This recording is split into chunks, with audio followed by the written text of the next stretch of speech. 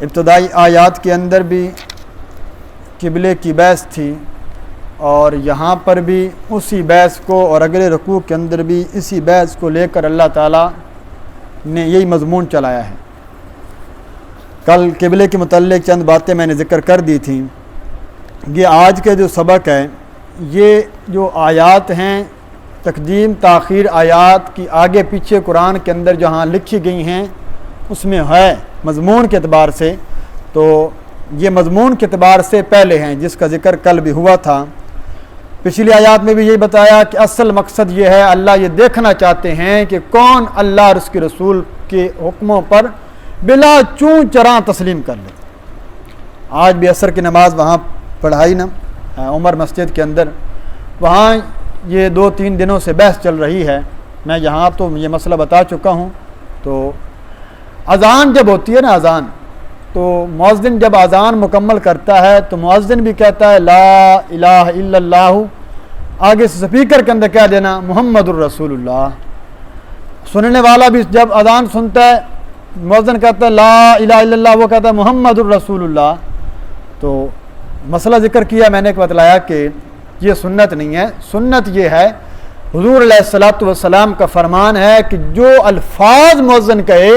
تم نے وہی الفاظ کہنے ہیں، تب آپ کی سنت ادا ہوگی۔ تو وہ کہنے لگے اس میں حرج کیا ہے اگر میں محمد الرسول اللہ کہہ دوں، یہی بات آ جاتی ہے دین میں۔ تو عصر کی نماز ہم پڑھ چکے تھے، تو میں نے وہاں یہی بات کی، میں نے کہا اگر میں ابھی یہاں پر کھڑے ہو کر 2 رکعت نفل نماز پڑھوں تو نماز یہ اس میں کوئی حرج تو نہیں ہے؟ کہتے نہیں حرج ہے۔ میں نے کہا کیوں حرج ہے؟ تو کہنے لگے جی حرج اس لیے ہے کہ جی میں نے سنا ہوا مسئلہ ہے کہ عصر کے بعد نفل نہیں پڑھنے۔ میں نے کہا بالکل یہی بات ہے۔ دین وہ ہے جو آپ کو مسئلہ معلوم ہو، آپ تک پہنچ گیا تو اچھی بات ہے، نہیں پہنچا تو میں اب بتا رہا ہوں کہ اذان کے کلمات وہی کہنا سنت ہے جو مؤذن کہہ رہا ہے، اس میں آپ نے کمی بیشی نہیں کرنی، اسی طرح کہنا ہے۔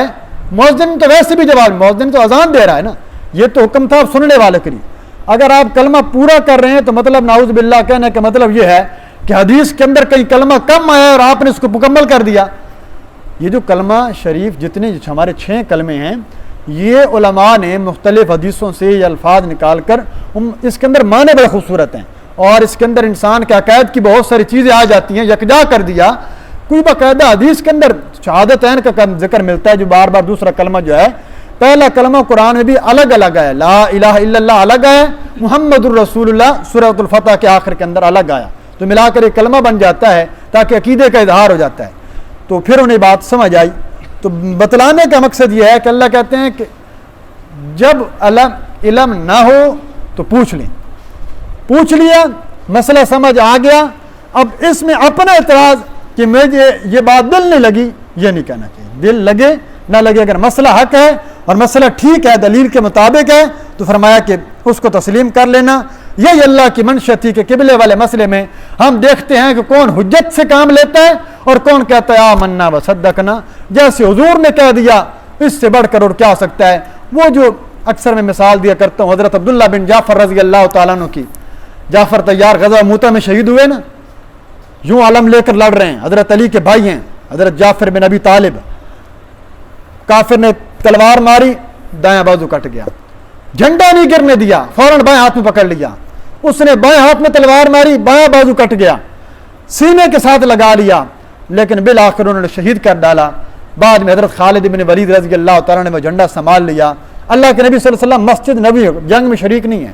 مسجد نبوی کے ممبر پر بیٹھے، جبریل امین خبریں دے رہے ہیں، آپ نے فرمایا آپ کے بھائی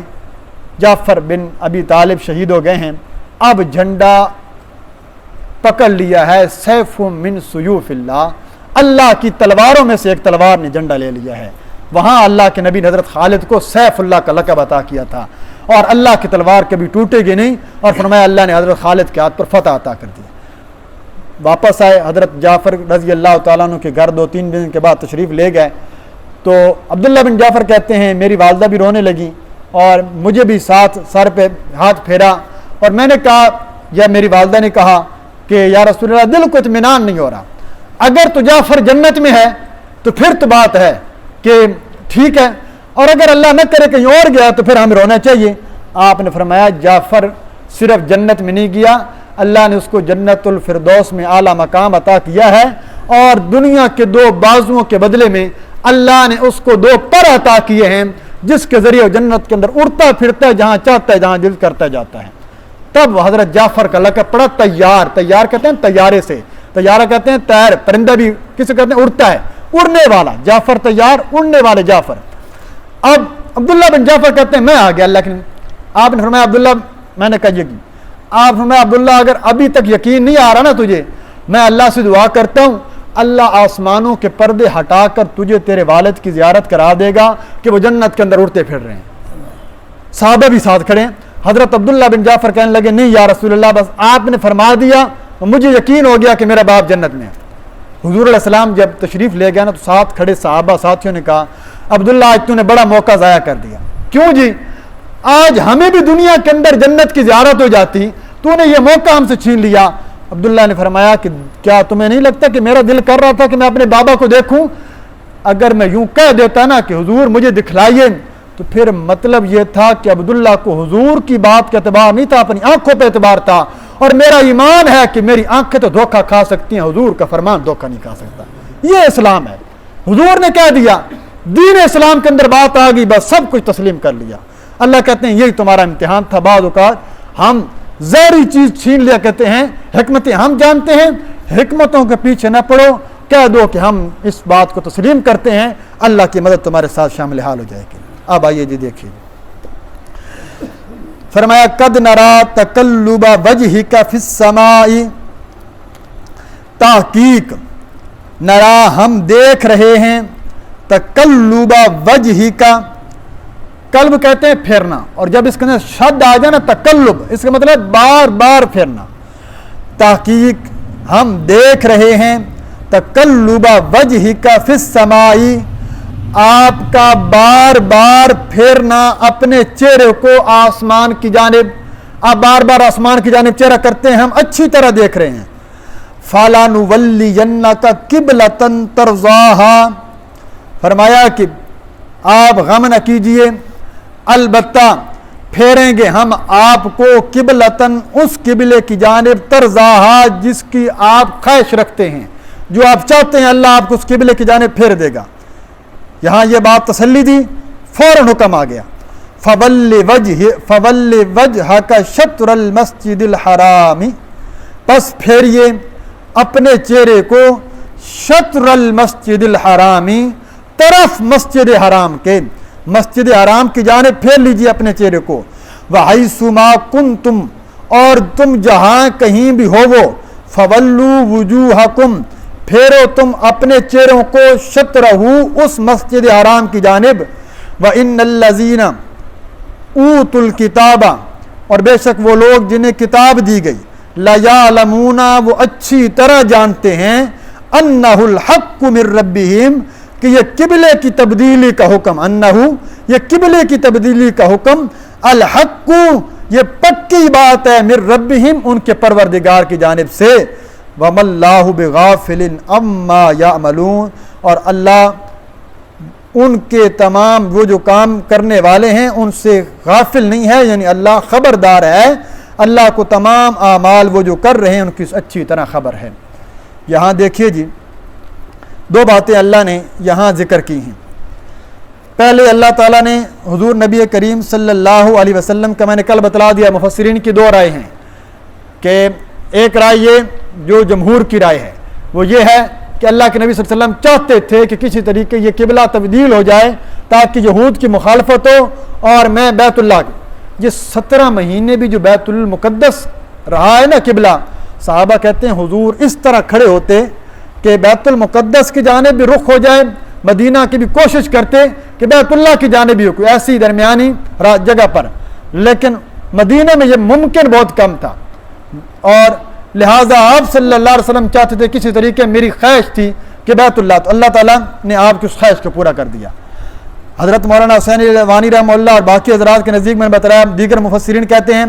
آپ چاہتے تھے کہ ابھی یہ فیصلہ نہ ہو، جیسا کہ وہ جو حضرت زینب والا، حضرت زید والا معاملہ تھا، حضرت زید طلاق دینا چاہتے تھے، حضور کی دلی خواہش یہ تھی کہ زید ابھی طلاق نہ دے، اگر اس نے دے دی اور بال یقین پھر مجھے نکاح کرنا پڑے گا تو ایک طوفان مچ جائے گا کہ دیکھو جی اپنے منہ بولے بیٹے کی بیوی سے، اور اللہ اس رسم کو توڑوانا چاہتے تھے۔ تو فرمایا کہ اللہ کے نبی صلی اللہ علیہ وسلم چاہتے تھے کہ ہو سکتا ہے یہود قائل ہو جائیں، اور اللہ بتلانا چاہتے تھے کہ آپ آگے اللہ نے آج بتلا بھی دیا، آپ ان کی پیروی، آپ ان کی رعایت کر رہے ہیں، اگر آپ ان کے مذہب کو بھی قبول کر لیں یہ پھر بھی آپ کی بات نہیں مانیں گے، لہٰذا آپ ان کی باتوں کی پرواہ نہ کیجیے، ہم نے قبلے کی تبدیلی کو حکم دے دیا، لہٰذا آپ قبلہ تبدیل کر لیجیے۔ اور وہ اپنے معنی کے اندر نا پنجابی کے اندر معنی کیا کرتے تھے قد نرا تقلب وجہک فی السماء، کہ اللہ نے بڑے لاڑ کے انداز میں کہا اساں ڈاڈا ویدے پیا میرے سونے پیغمبر تیرا وت وت ویکھنا آسمان دی جانب، یعنی محب جو ہے نا وہ محبوب کی طرف دیکھ رہا ہو نا، تو اللہ تعالیٰ کے نبی محبوب ہیں، اللہ تعالیٰ کی محب، تو فرمایا محبوب کی جانب جب بار بار ایک بندہ آزمائشیں کسی کے لیے کر رہا ہو صرف اتنا بھی کہہ دینا اس کا کافی ہو جاتا ہے، ہمیں پتہ ہے کہ تم ہمارے لیے سارا کچھ جھیل رہے ہو، اللہ فرماتے ہیں ہمیں اچھی طرح معلوم ہے میرے پاک پیغمبر کہ آپ کے دل میں کیا ہے، ہم ابھی حکم نازل کیے دیکھ لیں۔ اللہ فوراً بھی کہہ سکتے تھے فولی وجہ کا، اللہ نے کہا بلکہ پہلے تسلی دی، خبر دی کہ آپ صلی اللہ علیہ وسلم خوش ہو گئے، پھر فوراً فرمایا تبدیل کر لیجئے مسجد قبلتین، یہ بنو سلمہ کے محلے کے اندر یہ زور کی نماز تھی، مفسرین نے لکھا آپ صلی اللہ علیہ وسلم کسی مسئلے کے اندر بیٹھے تھے اور دیر ہو گئی، وہاں پر زور کی نماز کا وقت آ گیا۔ یہ پچھلے دنوں بھی ایک اعتراض آیا، ایک سوال آیا مجھے موبائل کے اوپر، انہوں نے یہ اعتراض کیا کہ نعوذ باللہ وہ جو حدیث ہے نا کہ آپ صلی اللہ علیہ وسلم نے فرمایا تھا کہ میرا دل کرتا ہے کہ میں مصلی پر کسی شخص کو کھڑا کروں اور جو لوگ گھروں میں بلا عذر نماز پڑھ لیتے ہیں ان کے گھروں کو آگ لگا دوں، تو اس نے پہلا اعتراض تو یہ کیا کہ مدینہ میں صرف ایک ہی مسجد تھی، ادھر آپ کہتے اتنے ہزار صحابہ تھے تو پھر مسجد میں تو اتنی گنجائش نہیں تھی، تو یہ صحابہ گھروں میں پڑھتے تھے نعوذ باللہ ان کے لیے وعید آئی ہے، اور یا پھر وہ پڑھتے نہیں تھے۔ تو میں نے بتلایا کہ پچھلے دنوں ابھی سعودیہ کے اندر ان کی اسلامیہ یونیورسٹی ہے اس کے اندر ڈاکٹر صاحب ہیں، انہوں نے تحقیق کر کے مدینہ کے اندر خالی 25 ان مقامات کی نشاندہی کی ہے صرف مدینہ میں جہاں حضور صلی اللہ علیہ وسلم نے نماز پڑھائی ہے، اور آپ صلی اللہ علیہ وسلم نے مختلف محلوں کی ہر محلے کے اندر ایک مسجد تھی، مسجد بنی سلمہ کے محلے میں، قباء کے اندر مسجد تھی، دیگر اوالیہ مدینہ کے اندر مساجد تھیں جس میں سے 19 مسجدیں آج بھی موجود ہیں۔ تو یہ حضور صلی اللہ علیہ وسلم کو صحابہ لے جاتے یا رسول اللہ ہمارا آنا مشکل ہے، آپ آئیے ایک نماز ہمیں پڑھا دیجیے، حضور پڑھا دیتے تو وہاں پر بعض مسجد بنا دی جاتی۔ مسجد صرف اس عمارت کا نام نہیں ہے، مسجد کہتے ہیں وہ جگہ جہاں پر وہ وقف کر دی جائے اللہ کے گھر کے لیے، بعد میں جیسے گنجائش بنے چار دیواری تعمیر کر دی جاتی تو وہ جگہ وقف کر دی گئی تھی، وہ جہاں پر تو میں نے بتلایا وہاں پر بڑے مقامات جہاں حضور صلی اللہ علیہ وسلم، یہ بھی مسجد نبوی کا واقعہ نہیں ہے، یہ بھی الگ واقعہ تھا، تو اللہ تعالیٰ نے اس آپ صلی اللہ علیہ وسلم کی رضا کے مطابق وہ فیصلہ فرما دیا۔ یہ میں نے کل بتلا دیا، شطر کہتے ہیں مسجد حرام کا ایک حصہ، یعنی عین بیت اللہ ضروری نہیں، ہاں اگر آپ عین مسجد حرام کے اندر ہیں، بیت اللہ آپ کے سامنے ہے، پھر آپ اگر یوں کہیں نا کہ میں مسجد حرام کی جانب رخ کر کے نماز پڑھ لوں پھر نماز نہیں ہوگی، کیونکہ پھر تو بیت اللہ بالکل سامنے ہے، تو لیکن بیت اللہ سامنے نہ ہو تو پھر فرمایا آپ اس کی طرف اس کی جانب اگر آپ رخ کر کے پڑھ لیں گے اللہ تعالیٰ آپ کی نماز کو قبول فرما لے گا، اور حکم دیا تم جہاں کہیں بھی ہو اسی بیت اللہ کی جانب مسجد حرام کی جانب رخ کر لو، اور بے شک وہ لوگ اگلی اللہ نے بتایا یہ جو لوگ ہیں نا یہودی یہ نہیں مانتے یا اللہ، یہ کہتے ہیں کہ آپ صلی اللہ علیہ وسلم پہ اعتراض کر رہے ہیں، اللہ کہتے ہیں میں تو ان کے دلوں کے حالات جانتا ہوں نا، یہ اتنی اچھی طرح جانتے ہیں، ان کی کتاب کے اندر لکھا ہوا ہے کہ جو آخری پیغمبر آئے گا وہ 2 قبلے والا ہوگا، پہلے قبلہ بیت اللہ ہوگا، پھر وہ کچھ عرصہ بیت المقدس کی جانب نماز پڑھیں گے، پھر بیت اللہ کریں گے، یہ تورات میں بھی لکھا ہوا ہے، انجیل میں بھی لکھا ہوا ہے، اور انہیں پتہ ہے انہ الحق، یہ جو کہہ رہے ہیں یہ سچ کہہ رہے ہیں، یہ سچے پیغمبر ہیں۔ اب آپ یہاں سے اندازہ لگا لیجئے کہ جو ضد ہوا کرتی ہے، حسد ہوا کرتا ہے، یہ کتنا سخت گناہ ہے اور کتنی معرومی کا سبب ہے۔ جانتے تھے اللہ کے نبی سچے ہیں، جانتے تھے قبلتین والی روایت بھی سچی ہے، جانتے تھے ہمارے پیغمبر نے خوشخبری دی ہے، جانتے تھے کہ وہ ہجرت کر کے مدینہ تشریف لائیں گے، اس لیے تو مدینہ کے اندر یہودی آباد ہوئے پڑے تھے کہ یہاں آخری پیغمبر نے ہجرت کر کے آنا ہے۔ لیکن صرف اس بنیاد پر کہ ہم بنی اسرائیل میں پیغمبر کیوں نہیں آئے، فرمایا انکار کر دیا اور اسی ضد کے اوپر کفر کی حالت میں مر گئے۔ تو اللہ کہتے ہیں ایسی ضد چھوڑ دیجئے، یہ اچھی طرح جانتے ہیں، نہ مانے۔ میں بتلانا چاہتا تھا کہ نہ مانے تو نہ مانے، کام یہ ہے کہ آپ بتلا دیں، اچھی طرح بعض لوگوں کو مسئلہ سمجھ آ جاتا ہے، بتلایا جاتا ہے نا، سنتے رہتے ہیں، لیکن کسی نہ کسی ضد کی وجہ سے، کسی نہ کسی مجبوری کی وجہ سے اس کو قبول نہیں کرتے۔ اب اللہ تعالیٰ یہ زجر فرما رہے ہیں، ڈانٹ رہے ہیں ان یہودیوں کے بارے میں، اور اللہ تعالیٰ خبر بھی دے رہے ہیں کہ یہ ضدی ہیں، انہوں نے ماننا نہیں ہے اگرچہ یوں بھی کر لیں۔ کیسے جی؟ فرمایا والا ان آتیت الذین اوتوا الکتاب، والا ان آتیت الذین، اور اگر آپ لے آئیں ان لوگوں کے پاس اوتوا الکتاب جنہیں کتاب دی گئی، بکل آیت، ہر قسم کی دلیل، ہر قسم کا معجزہ، ما تبعوا قبلتک، یہ پھر بھی آپ کے قبلے کی اتباع نہیں کریں گے، وما انت بتابع قبلتہم، اور آپ نہیں ہیں ان کے قبلے کی اتباع کرنے والے، آپ ان کے قبلے کی اتباع نہیں کریں گے اور وہ آپ کے قبلے کی اتباع نہیں کر رہے۔ وما بعضهم بتابع قبلۃ بعض، اور فرمایا قبلے کے معاملے میں یہ ایسے ضدی ہیں کہ ان کے بعض قبلے کی بھی اتباع نہیں کرتے، نہیں ہیں ان کے بعض کی اتباع کرنے والے ہوں، بعض قبلے کی بھی۔ ولا ان اتبعت اہواءہم، اور اگر آپ نے ان کی اتباع کر دی، ان کی خواہشات کی، آپ نے ان کی بات کو تسلیم کر لیا، من بعد ما جاءک من العلم، بعد اس کے کہ آ چکے ان کے پاس علم، انک اذا لمن الظالمین، تو البتہ آپ ہو جائیں گے لمن الظالمین، یہاں ظلم کا معنی نہیں کریں گے، یعنی بے خبروں میں سے۔ بے خبر کا معنی بھی جو نبی اکرم صلی اللہ علیہ وسلم کی عصمت کے مناسب، ظلم کی نسبت پیغمبر کی جانے جانی، ظلم کا لفظی معنی یہاں مشہور معنی مراد نہیں ہے، رکوع مکمل کریں گے جی، اگلی آیت بھی وہ پڑھنے میں رہ گئی۔ تو یہاں اللہ تعالیٰ نے اس بات کا ذکر کیا، اگر آپ ان کی اتباع کر لیں اور آپ ہر قسم کی، جو آپ یہ کہہ رہے ہیں نا ہمیں یہ معجزہ چاہیے، یہ معجزہ چاہیے، یہ سارے معجزے آپ پیش کر دیں، انہوں نے ماننا پھر بھی نہیں ہے۔ کیوں؟ اللہ کی ذات علیم ہے، اللہ جانتے ہیں انہوں نے نہیں ماننا،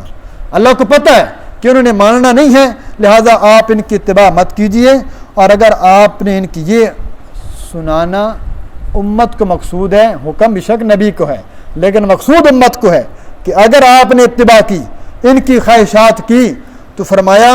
کہ یقینی علم آنے کے بعد تو آپ صلی اللہ علیہ وسلم کو اللہ رب العزت نے فرمایا کہ آپ ہو جائیں گے نہ بے خبر لوگوں میں سے، کہ فرمایا بے انصاف، یعنی اگر آپ نے ایسا کر لیا، یہ بالکل ایسی بات ہے کہ اللہ تعالیٰ نے قرآن مجید میں دوسرے مقام پہ فرمایا، آپ ان سے کہہ دیجئے اگر رحمان کی اولاد ہوتی نا تو میں سب سے پہلے اس اولاد کی عبادت کرنے والوں میں سے ہوتا، اول العابدین، یعنی اگر رحمان کی کوئی اولاد ہوتی، تمہارے بقول عزیر ابن اللہ ہیں، عیسیٰ ابن اللہ ہیں نہیں، اگر ہوتے تو میں سب سے پہلے اس کی عبادت میں کرتا، جب ہے نہیں تو میں عبادت کیسے کرتا؟ یہاں بالکل وہی مضمون ہے کہ اگر آپ نے اتباع کی ان کی اور آپ نے اتباع کرنی نہیں، نبی سے یہ مجا ممکن نہیں ہے کہ نبی کسی کی خواہشات کی پیروی کرے۔ لہذا یہ سنانا امت کا مقصود ہے کہ اگر کوئی کافر، کوئی بندہ بھی جو دین سے ہٹا ہوا، جو دین پر بھی ہے، وہ دین کے معاملے میں اپنی خواہشات رکھتا ہے جو شریعت سے ہٹ کر ہیں، اس کے مقابلے میں یہ ظلم کا لفظ آئے گا، فرمایا اگر آپ نے اس کی اتباع کی تو پھر وہ بندہ ظالموں میں سے ہو جائے گا۔ الذین آتیناہم الکتاب، اور وہ لوگ جن کو ہم نے دی کتاب، یعرفونہ کما یعرفون ابناءہم، پہچانتے ہیں، دو تفسیریں ہیں، اس قبلے کو، ایک معنی پہچانتے ہیں اس نبی کو، کما یعرفون ابناءہم، جیسا کہ وہ پہچانتے ہیں اپنے بیٹوں کو۔ اللہ کہتے ہیں جنہیں اہل کتاب ہے نا، یہ اسی طرح پہچانتے ہیں کہ آپ اللہ کے سچے اور آخری پیغمبر ہیں، جس طرح یہ کہتے ہیں کہ یہ میرا بیٹا ہے۔ کسی باپ کو اپنے بیٹے کے ہونے میں کوئی شک نہیں ہو سکتا، جس طرح یقین کے ساتھ وہ پہچانتا ہے، تو فرمایا اسی طرح یہ پہچانتے ہیں کہ آپ سچے پیغمبر ہیں، یہ اسی طرح پہچانتے ہیں کہ بیت اللہ جو ہے یہ قبلہ ہے۔ تو فرمایا وَإِنَّ فَرِيقًا مِّنْهُمْ لَيَكْتُمُونَ الْحَقَّ وَهُمْ يَعْلَمُونَ، اور بے شک ایک جماعت ان میں سے البتہ وہ چھپاتی ہے حق کو، وَهُمْ يَعْلَمُونَ، حالانکہ وہ اس بات کو جانتے ہیں۔ فرمایا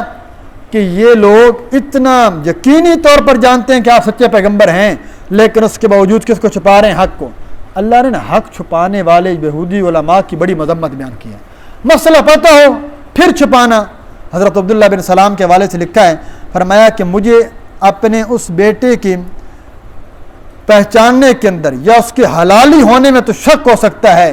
جو میری پاس کتاب ہے نا تورات، بہت بڑے عالم تھے، کہ مجھے اپنے سگے بیٹے کے حلالی ہونے میں تو شک ہو سکتا ہے، لیکن مجھے اس بات میں کوئی شک نہیں ہو سکتا کہ حضور صلی اللہ علیہ وسلم اللہ کے آخری پیغمبر ہیں۔ یہ ہماری اتنے واضح دلائل تھے، ضد ہو الگ بات ہے، اور میں یہ صرف ضد کی وجہ سے نہیں کہہ رہے، وگرنہ یہ بڑا واضح مسئلہ ہے ان کے پاس، لیکن یہ نہیں مانتے چونکہ ضد کی بات ہے۔ فرمایا ضد کا کوئی علاج نہیں ہے۔ آخر میں فرمایا الحق من ربک فلا تکونن من الممترین۔ یہ جو ساری کی ساری بحث اللہ نے کی ہے کہ یہ جو یہودی پہچانتے ہیں، فرمایا یہ سارے کا سارا معاملہ یہ حق ہے، یہ ثابت ہو چکا ہے من ربک، آپ کے پروردگار کی جانب سے، فلا تکونن من الممترین، پس نہ ہو جاؤ تم من الممترین، شک کرنے والوں میں سے۔ شک نہ کیجئے، جو جس نے شک کر دیا دین کے اندر، فرمایا وہ دین سے فارغ ہو جائے گا۔ جو قطعی عقیدے ہیں نا، قطعی عقیدے ہمارے، مثال کے طور پر انبیاء کے بارے میں، ملائکہ کے بارے میں، اسی طرح کتابوں کے بارے میں، قرآن مجید کے بارے میں، نبیوں کے بارے میں، اس کے اندر اگر کوئی شک کے اندر بھی پڑ گیا، پتہ نہیں، نعوذ باللہ، نقل کفر نباشی، مثال کے طور پر حضرت عزیر پیغمبر تھے یا نہیں، حضرت موسیٰ پیغمبر تھے یا نہیں، شک کی کرے گا تب بھی فرمایا ایمان چلا جاتا ہے۔ لہذا قطعی عقیدے کے اندر شک نہیں ہوتا۔ اس لیے کتاب الاذکار کے اندر، حدیثوں کے اندر یہ بات آتی ہے، جب اللہ تعالیٰ سے دعا بھی کیا کرو تو حضور علیہ السلام نے منع فرمایا کہ یوں دعا نہ کرنا، یا اللہ مجھے فلاں چیز عطا فرما ان شئت، اگر تو چاہے، اگر تو چاہ تو یہ کر دے، اگر فرمایا نا دعا مانگا کرو یقینی اور قطعی طریقے پر، یا اللہ تو مجھے یہ عطا کر دے، مجھے صحت عطا کر دے، مجھے فلاں چیز عطا کر دے، میرے لیے خیریت عطا کر دے۔ تو یہ یقینی اور قطعی طریقے کے ساتھ اللہ سے اچھا گمان کرتے ہوئے یہ کام کرو، دعا مانگو، پھر اللہ تعالیٰ آپ کی دعاؤں کو قبول بھی فرما لے گا۔ اللہ تعالیٰ سے دعا اللہ تعالیٰ قرآن و سنت پر چلنے کی توفیق عطا فرمائے۔